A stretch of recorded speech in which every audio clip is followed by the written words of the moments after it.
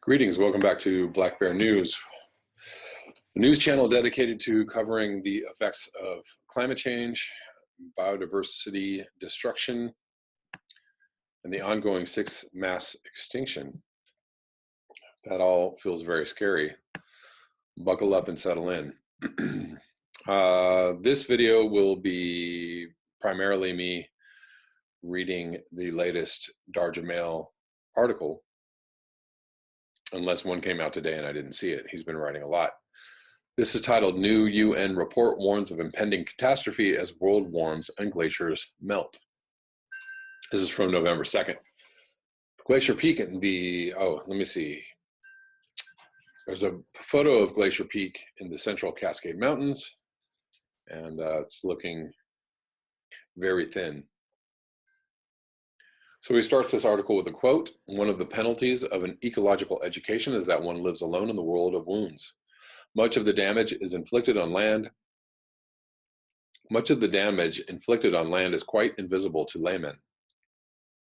An ecologist must either harden his shell and make believe that the consequences of science are none of his business, or he must be the doctor who sees the marks of death in a community that believes itself well and does not want to be told otherwise." That's Aldo Leopold from a Sand County Almanac. "I have come to accept the bittersweet nature of my mountain trips. I venture into the heights for solace from the political, social, and ecological demise that is raging across the planet. While camping at 7,000 feet in the central Cascade Mountains, I take in the view of the grand east face of Glacier Peak from atop Fortress Mountain. I gulp in the thick stars above. I find solace in the fact that those who are wrecking the planet will never be able to desecrate the stars. However, while marveling at the glaciers glowing in the morning sun on Glacier Peak, their rapid retreat is starkly highlighted by the barren earth below where they once resided. My last trip was on October 20th from the summit. A 360-degree view revealed no less than 4 wildfires still burning. It was well into the fall in the Pacific Northwest, yet smoke still covered vast swaths of the state and was rapidly filling in the valleys below me. While hiking out later, the after effects were inescapable. Portions of the forest I hiked through bore the scars of previous wildfires and served as a warning of more to come. The biggest news in the corporate media regarding climate change since my last dispatch has been the UN report stating that we have 12 years left to limit a full-on climate change catastrophe. To avoid this fate, we would need to spend those 12 years curbing global emissions dramatically. Essentially, there would need to be a government-mandated plan across the globe that would enable us to limit warming to 1.5 degrees centigrade, rather than the 2C goal of the 2015 Paris climate talks. Government-mandated plan, let me highlight that, across the globe.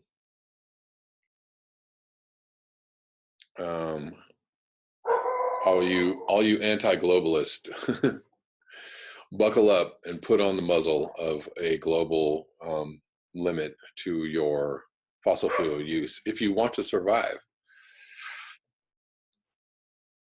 Eliminating that extra 0.5 of warming would save tens of millions of people from sea level rise, inundation, and death. Let's just say that, and hundreds of millions from water scarcity and a myriad of other catastrophic impacts like death.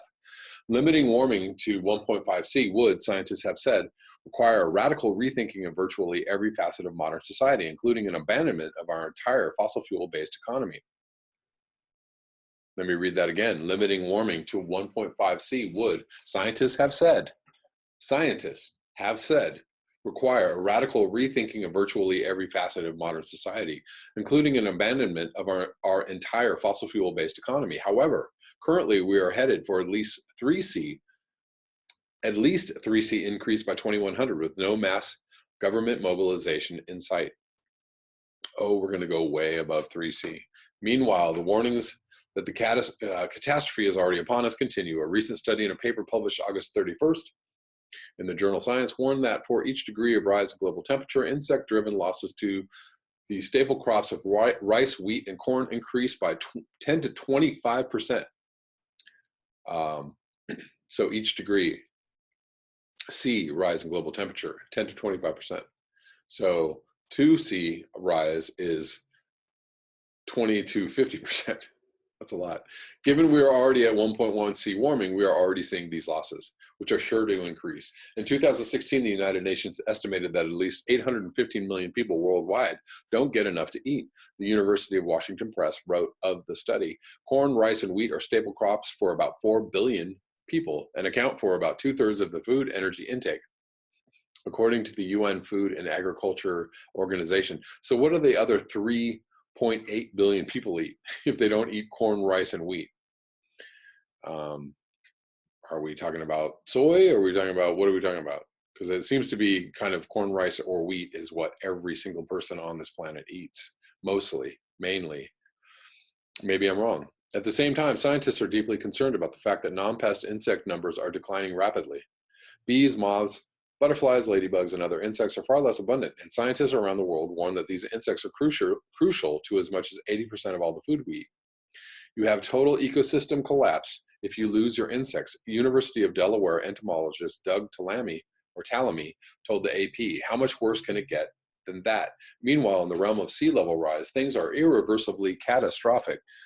A recent study of Antarctic ice sheets shows them to be far more sensitive to temperature increases than previously believed. Let me stop right here. And somebody linked a video from that Frawley character, whoever, dude, talking about some scientists saying that, like, that the IPCC was wrong and that the climate systems are not sensitive at all. And like, yeah, just more stupidity, because if you just look with your eyeballs at what's happening, if you can just look at pictures, if you look at the pictures in this article that show that all the glaciers are melting, it's pretty sensitive. The system's already, it's already happening. The system is breaking down to climate change. So please do not link those things here. Nobody cares. They're false information.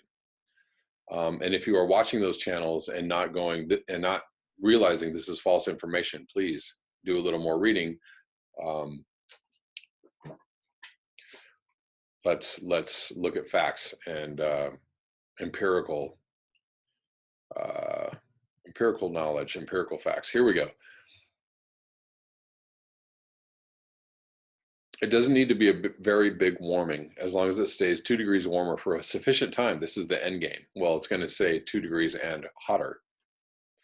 David Wilson, a geologist at Imperial College London and one of the authors of the new research, told the Washington Post, equally disturbingly, lakes in the Arctic are literally bubbling and hissing. They are releasing methane in large quantities as the ground underneath them thaws. Methane is a greenhouse gas 100 times more potent than carbon dioxide on a 10-year timescale. And the widespread release of methane was a key driver of the Permian mass extinction event, which annihilated more than 90% of life on Earth. Meanwhile, the Arctic sea ice is melting rapidly. Ice extent reached its annual minimum recently, which is normally when the ice would begin reforming rapidly, particularly right in the middle of the Arctic Ocean. Ice instead continued to decline. To underscore how governments are not doing enough to mitigate climate change impacts, Brazil, a major greenhouse gas emitting country, recently elected right-wing extremist Jair Bolsonaro as president. To say he is anti-environment in addition to homophobic, racist, and sexist would be a gross understatement. Known as the Trump of the tropics, his plans include disempowering federal environmental agencies, opening up indigenous reserves in the Amazon to mining and farming, and building hydroelectric dams in the rainforest, where deforestation, already at crisis levels, is set to explode. Earth, impacts of human-caused climate disruption across the terrestrial plane are becoming increasingly stark. A recent published study in the Proceedings of the National Academy of Sciences revealed that global insects are in a crisis, and the problem is even more widespread than previously realized.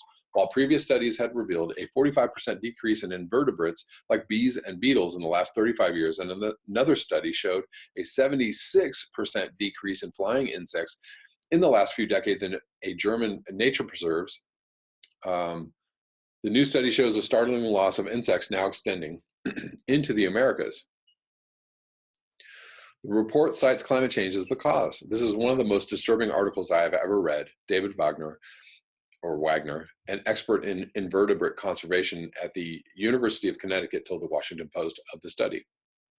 Another recent study, also in the Proceedings of National Academy of Sciences, shows that more than 300 species of mammals have been driven to extinction by human activities.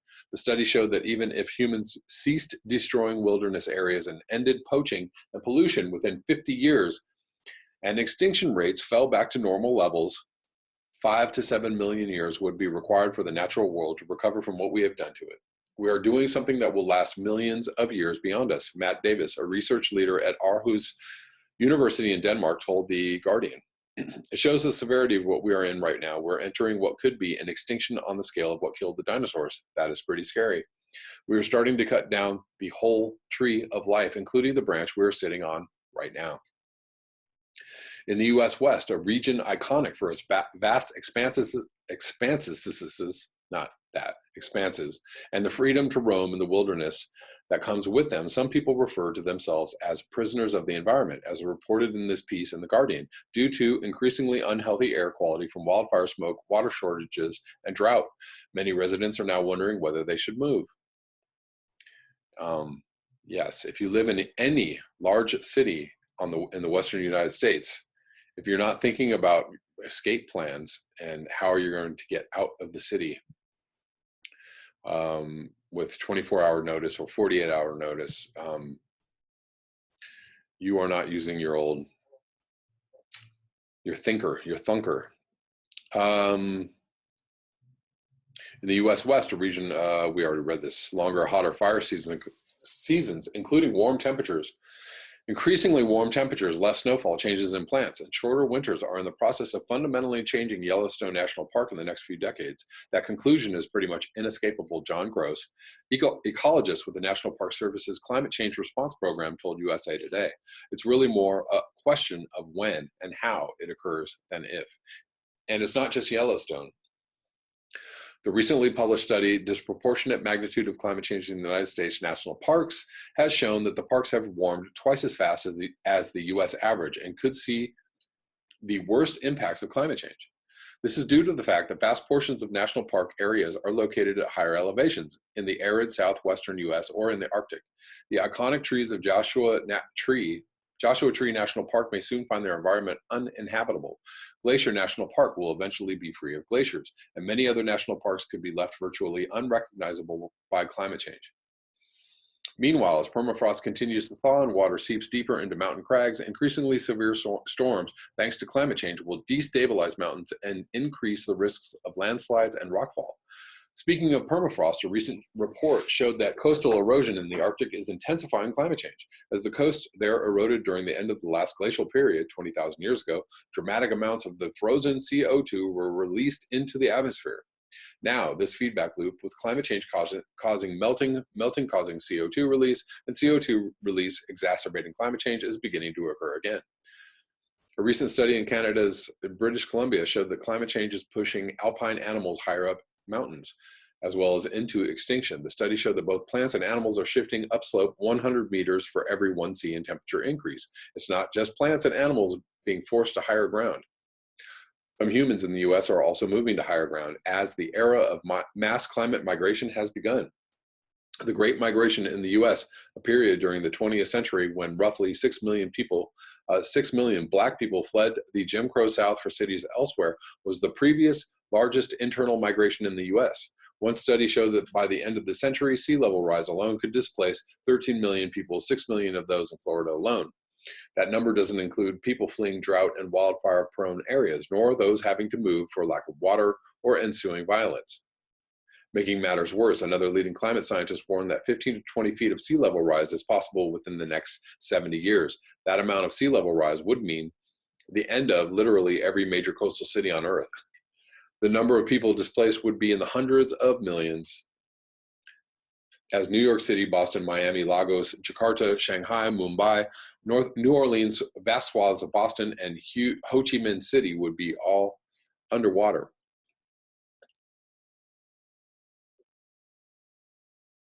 A recent report from Yale 360 argued that the current system of rating hurricanes needs to be scrapped because it fails to account for how climate change augmented hurricanes are now carrying far more powerful storm surges, often moving slower and bringing flooding from the rainfall that the current system cannot account for. If all this information makes you feel despair, you are not alone. Another recent study warned of catastrophic mental health changes that are tied to climate change, including high levels of stress, anxiety, depression. Water. As usual, climate change-induced disruptions are glaringly apparent in the watery realms of Earth. A massive iceberg is now poised to break off Antarctica's Pine Island Glacier. The iceberg is notably larger than the one that broke off the same glacier a year ago, which was 4.5 times the size of Manhattan. In the US, given how many millions of people live in coastal flooding zones, with more looking to move to the coast, no one is required to even tell you if your future home is likely to flood. According to a recent study by the National Resources Defense Council and Sabin Center for Climate Law, in 21 US states, there are no statutory or regulatory requirements for a seller to disclose a property's flood risks or past flood damages.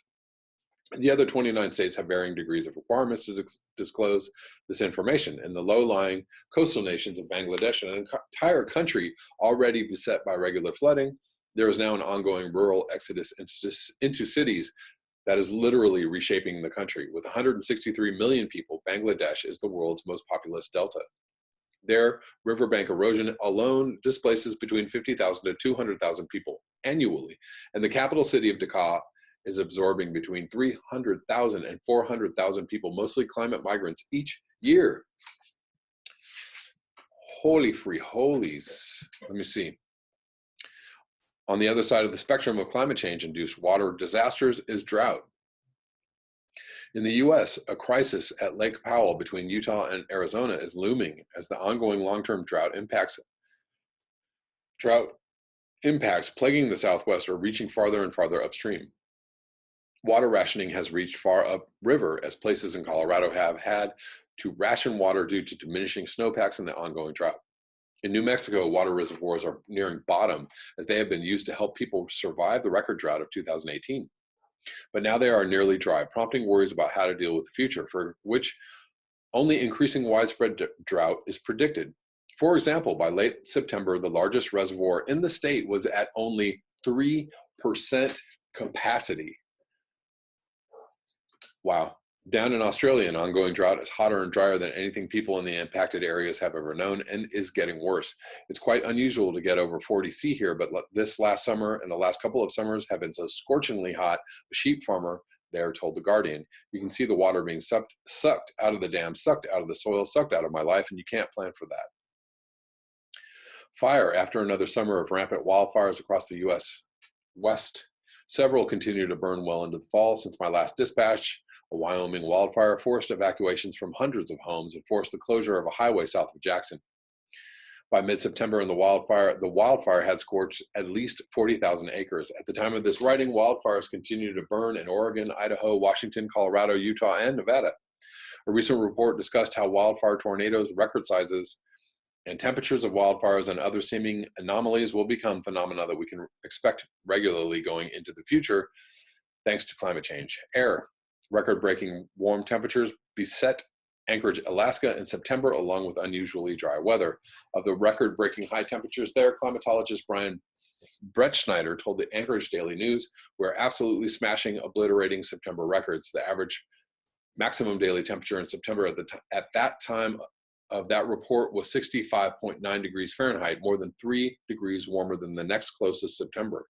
On average, the typical average high temperature for the month of September there is 55 degrees Fahrenheit. High temperature records were set across the state that month, with Palmer, Kodiak, Seward, Kenai, Cordova, and Valdez all setting records. High temperature records continue to be set around the world on a regular basis, yet in the US, the impacts are clear. Late October saw another record-breaking heat wave hit Southern California, with Los Angeles hitting 102 Fahrenheit.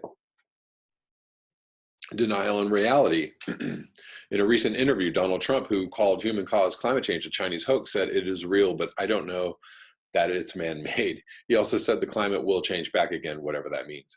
Meanwhile, the ongoing denialism continues unabated.